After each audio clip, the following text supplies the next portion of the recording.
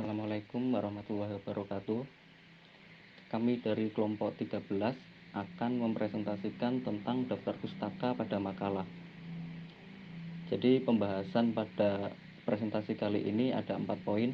Yang pertama, apa itu daftar pustaka? Selanjutnya ada tujuan dan manfaat daftar pustaka. Selanjutnya ada aturan umum dalam penulisan. Terus yang terakhir, contoh penulisan daftar pustaka. Langsung saja pada poin yang pertama, apa itu daftar pustaka? Daftar pustaka adalah suatu susunan tulisan di akhir sebuah karya ilmiah yang isinya berupa nama penulis, judul tulisan, penerbit, identitas penerbit, dan tahun terbit. Daftar pustaka ini digunakan sebagai sumber atau rujukan seorang penulis dalam berkarya. Lalu, apa sih tujuan dan manfaatnya? Tujuan dan manfaatnya yang pertama, mengandung banyak pemikiran orang lain.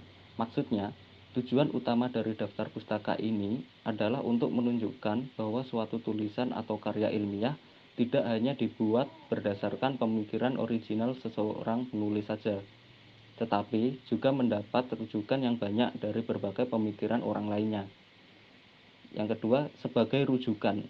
Jadi maksudnya untuk mengarahkan pembaca suatu tulisan atau karya ilmiah ke rujukan-rujukan lain yang terkait dengan pembahasan di dalam tulisan maupun karya ilmiah itu.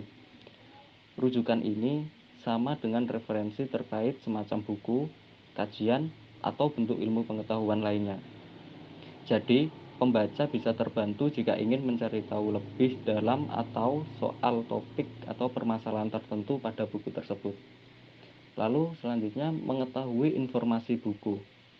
Maksudnya di sini untuk mengetahui di kota mana penerbitan buku dilakukan dan tentunya pada tahun berapa buku tersebut diterbitkan. Info ini bisa dimanfaatkan untuk melihat relevansi atau keakuratan isi buku.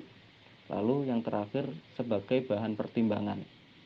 Sebenarnya daftar pustaka juga bisa jadi pertimbangan pembaca dalam mempercayai isi atau pembahasan dalam buku tersebut. Mengapa demikian? Semakin banyak isi dari daftar pustakanya dan bila diisi dengan rujukan-rujukan yang berkaitan erat satu sama lain, maka buku tersebut bisa jadi dipercaya sebagai tulisan atau karya ilmiah yang bagus. Perkenalkan, nama saya Mataratri Kalimatrinta, dan pada kesempatan kali ini saya ingin menjelaskan mengenai aturan penulisan. Penulisan nama dua kata, soal tata cara dalam penulisannya, Anda harus membaliknya, lalu antara nama pertama dan nama yang kedua, Anda harus memberikan tanda koma. Contohnya, nama dari penulis yang ingin Anda masukkan adalah Mikhail Bakunin. Jadi Anda menulisnya dengan susunan berikut, Bakunin, Mikhail. Penulisan nama tanpa predikat.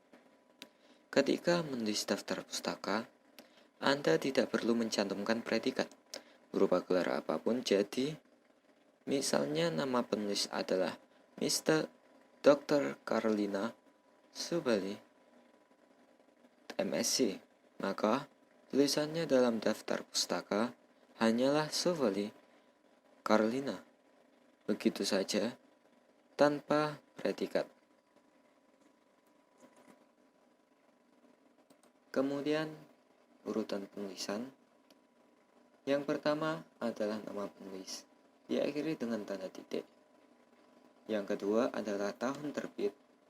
Yang ketiga adalah judul buku, ditulis miring atau italik. Yang keempat, nama kota atau kota terbit diakhiri dengan tanda titik 2. Yang kelima, disambung dengan nama penerbit diakhiri dengan tanda titik. Kemudian urutan isi berdasarkan abjad. Dalam penulisan daftar pustaka harus diurutkan dari abjad A sampai Z. Coba sesuaikan dengan huruf di awal nama-nama penulisnya. Nama saya Iqbal Gauzi dan saya akan melanjutkan tentang contoh penulisan daftar pustaka untuk makalah. Nah, jadi begini, contoh penulisan. Dalam penulisan daftar pustaka untuk makalah, dapat digolongkan menjadi 8 golongan. Nah, yang pertama, ada dibedakan dari jumlah penulis yang lebih dari satu orang. Nah, di sini nama-nama dari penulis tersebut itu dapat disatukan untuk satu kalimat, dipisahkan dengan koma sama dan. Nah, setelah itu ada tanpa nama penulis, jadi ditulis oleh sebuah tim dari sebuah perusahaan. Nah, dari kalimat nama ini diganti dengan nama divisi atau nama tim. Seperti di sini divisi SDM 2012 company profile.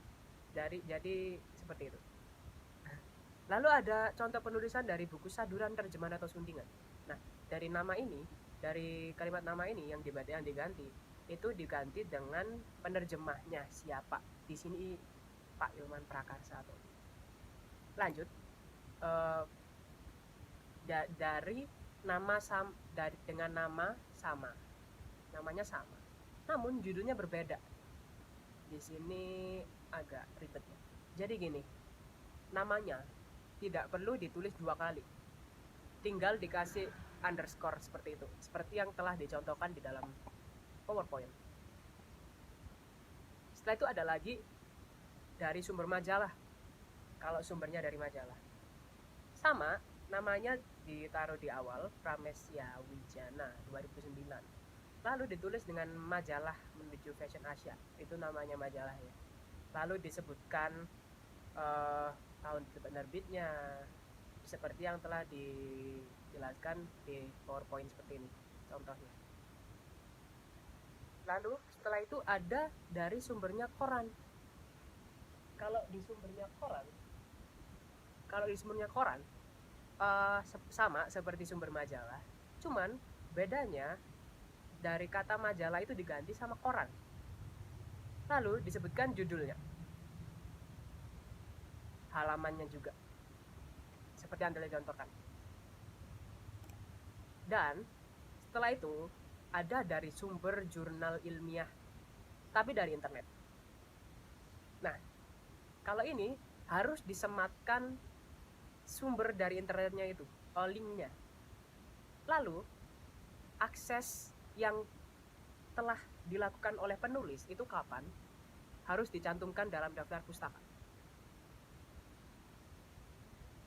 Dan yang terakhir, sumbernya artikel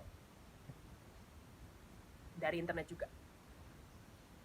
Oh ya, untuk jurnal, setelah nama dan tahun ditulis diganti jurnal, dan juga judul dari jurnal tersebut. Nah, yang terakhir ini dari sumber artikel di internet. Dari setelah tahun ditulis artikel, karena sumbernya artikel. Lalu judul dari artikel tersebut, dan juga link dari artikel tersebut, dan seperti sebelumnya, kapan link tersebut telah diakses oleh penulis. Dari situ saja buat contoh penulisan dari daftar pustaka makalah dari saya, Iqbal Ghozi. Terima kasih.